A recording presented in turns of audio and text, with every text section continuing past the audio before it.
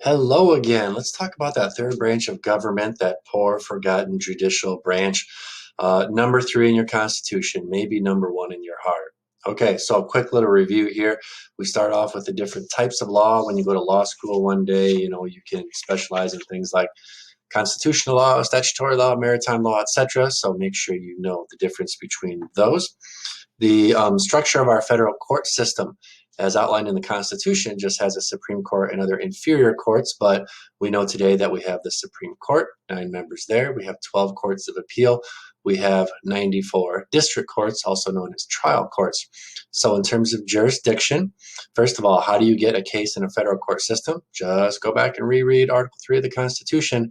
Examples include questions of constitutionality or dealings with interstate, in other words, two states, having a dispute or a dispute with another country. We are definitely going to go to a federal court system, or make it easy, break a federal law. Also, in terms of original and appellate jurisdiction in our federal court system, we have original jurisdiction almost entirely at the district or trial court level. We have appellate jurisdiction, obviously in the courts of appeal, and predominantly also in the Supreme Court, because it takes a long time to get there and they reject most of the cases that come their way. All right, some other aspects we have going on here. The process to become a federal judge. Let's go ahead and take a look at that. All right, if you want to be a federal judge, first of all, you have to be nominated by the president with the advice and consent of the Senate. That advice and consent phrase is always an important one for us because it has opposing viewpoints on whether or not we just need to advise the president or whether or not we actually need to have the consent of the senator to give to the president, which leads to a lot of disputes with people like Robert Bork, who was the first notable Supreme Court nominee who got shot down. In a modern sense, Brett Kavanaugh very recently, and then Clarence Thomas prior to that. Very high profile, very contentious, back and forth disputes between the Senate and the president. Just make sure it's the Senate. Don't put Congress down on your test. We wouldn't want that.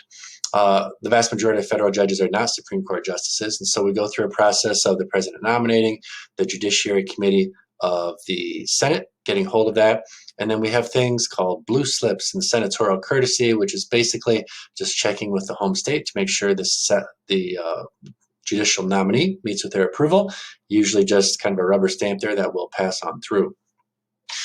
When it comes back to the Judiciary Committee, if they approve it, odds are pretty good the entire Senate will approve it because the majority party likes that nominee, or at least can live with that particular nominee.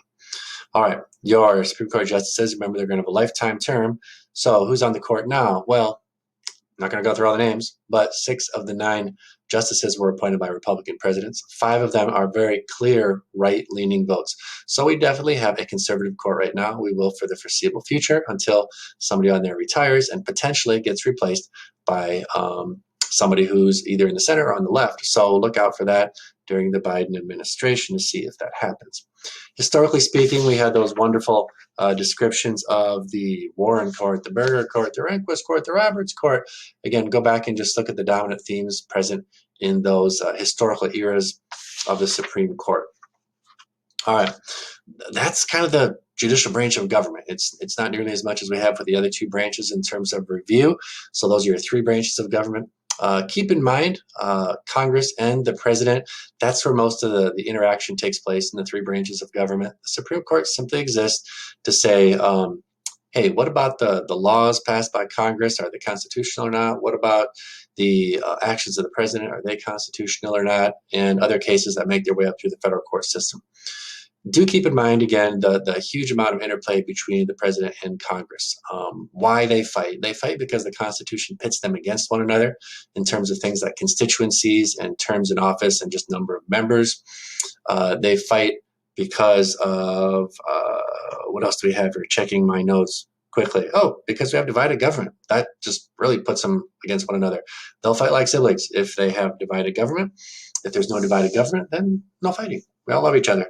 All right, what do they fight? What do they fight over? Well, they fight over things like the budget, like military powers, the veto power, executive privilege, executive orders, and especially, as we already know, the appointments, the nominations, and do I need your advice and consent? Advice or consent? You figure it out, United States Senate. There's your 3 branches of government.